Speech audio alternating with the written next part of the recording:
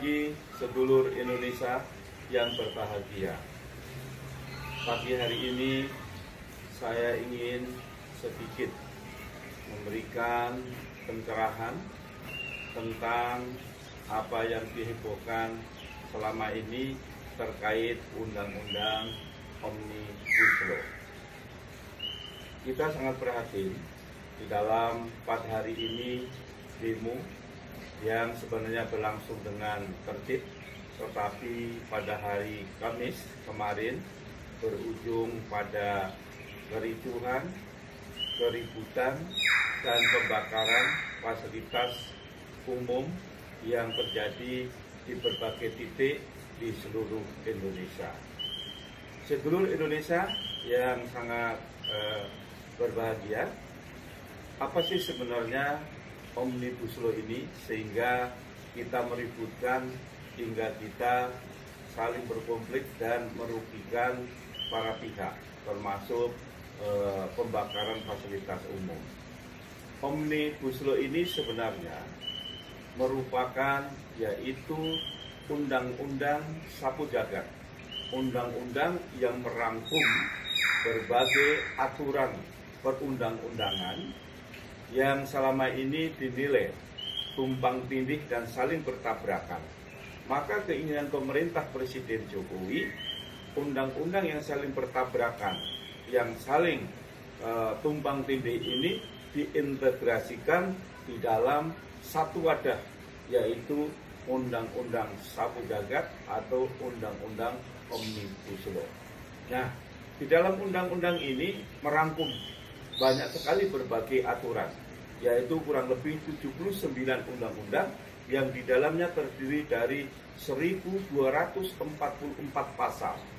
Maka keinginan pemerintah, undang-undang yang selama ini saling bertabrakan dan saling tumpang tindih, yang sehingga merugikan banyak pihak dan juga masyarakat, maka pemerintah menyatukan di dalam wadah Undang-Undang Omnibus Law. Nah, di dalam undang-undang ini sebenarnya ada 11 klaster di dalam undang-undang. Tetapi mengapa di dalam akhir-akhir ini yang diributkan adalah terkait Undang-Undang Cipta Kerja. Ini mungkin karena Undang-Undang Cipta Kerja ini menyangkut banyak orang, yaitu para tenaga kerja dan buruh. Tapi sedulur Indonesia yang sangat saya banggakan, mari kita ulas satu persatu di dalam undang-undang tersebut. Kita harus membaca lebih teliti sehingga kita akan memahami lebih dalam.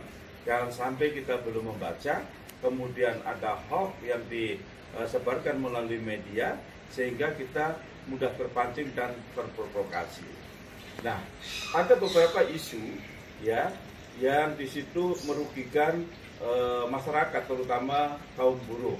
Ya, yang pertama adalah yaitu dihilangkannya UMR. Nah, padahal di undang-undang itu kalau kita baca pasal demi pasal, di situ UMR tidak dihilangkan karena gubernur menetapkan UMR. Nah, per provinsi. Nah, ini tetap ada. Kemudian isu kedua, dihilangkannya pesangon.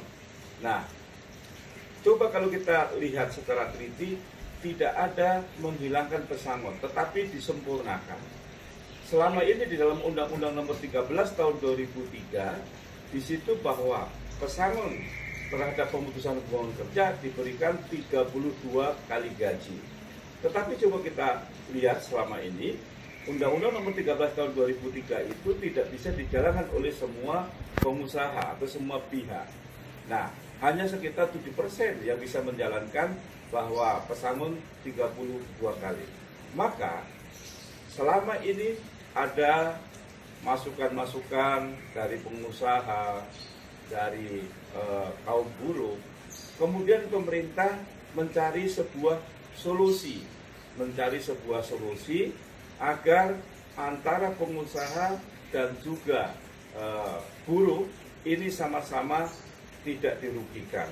Tentunya kaum buruh ingin mendapatkan keuntungan secara pribadi, tetapi juga pengusaha juga ingin mendapatkan keuntungan. Oleh karena itu, salah satu solusi adalah di dalam salah satu pasal disempurnakan. Jadi bukan dihilangkan, disempurnakan. Yang tadinya 32 kali, maka menjadi 25 kali. Di mana 16 kali itu ditanggung oleh pengusaha dan 9 kali ditanggung oleh pemerintah, dalam hal ini BPJS Tenaga Kerja. Nah, ini merupakan solusi. Sedulur Indonesia yang berbahagia, mari kita berpikir jernih. Tatkala para pengusaha atau investor ini tidak merasa nyaman karena regulasi yang sangat memberatkan, maka akan banyak investor yang hengkang dari Indonesia, sehingga banyak pabrik-pabrik tutup atau perusahaan-perusahaan tutup, sehingga akan menimbulkan pengangguran yang masif. Apa itu yang dikehendaki oleh kita semua? Saya kira tidak. Oleh karena itu sebenarnya Undang-Undang Omnibus Law ini merupakan sebuah solusi dari pemerintah. Pemerintah memberikan sebuah solusi menanggung, yaitu 9 kali gaji. Ya, ini memang beban berat bagi pemerintah, tetapi inilah salah satu pemerintah untuk melindungi rakyatnya. Tidak mungkin pemerintah ini punya maksud untuk mengesarakan masyarakatnya, terutama buruh.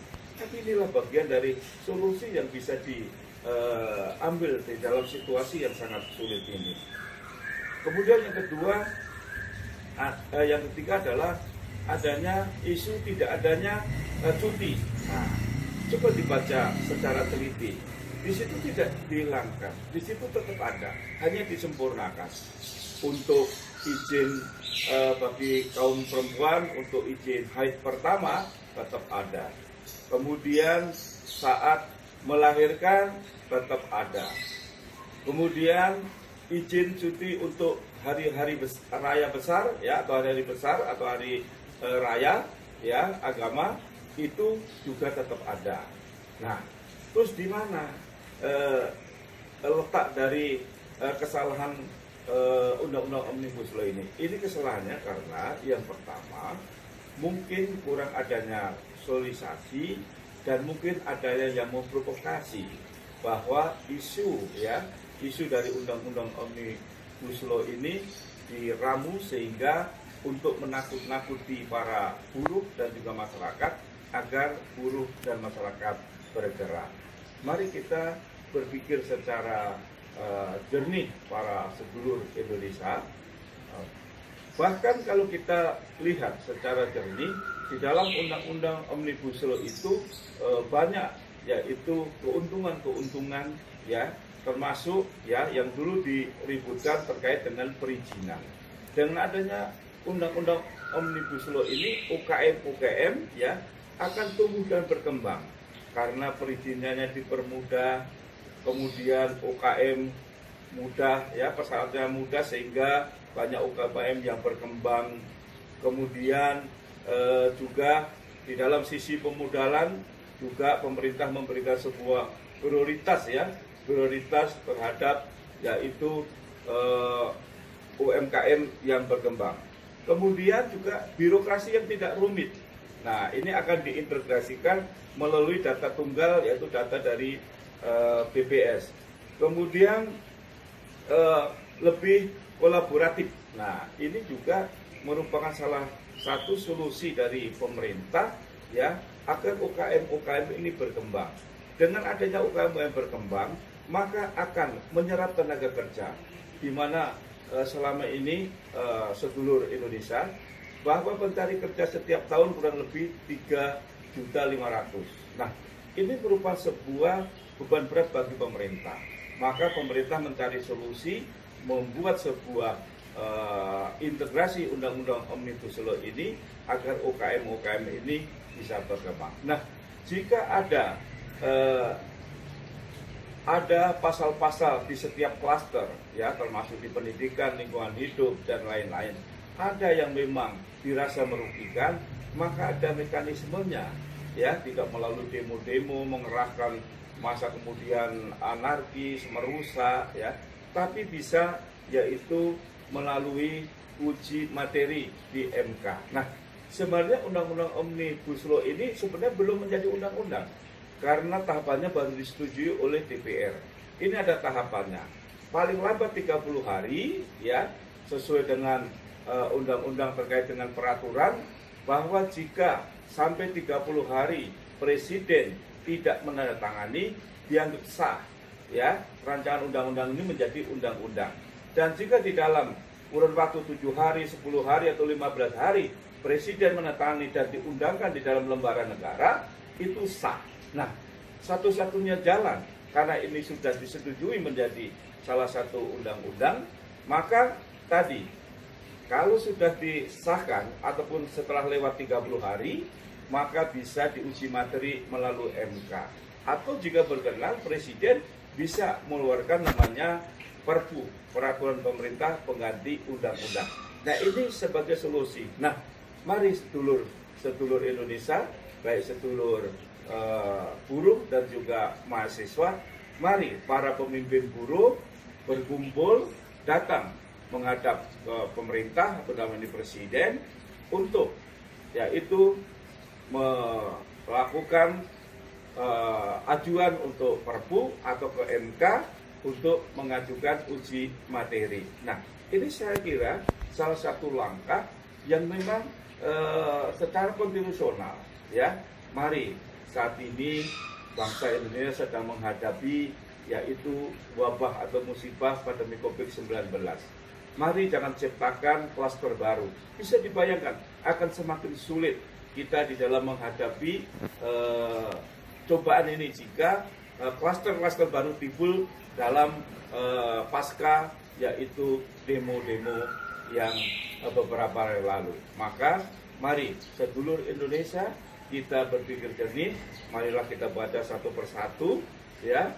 Jika memang ada pasal-pasal yang merugikan, mari kita tempuh melalui jalan konstitusional agar kita tidak merugikan.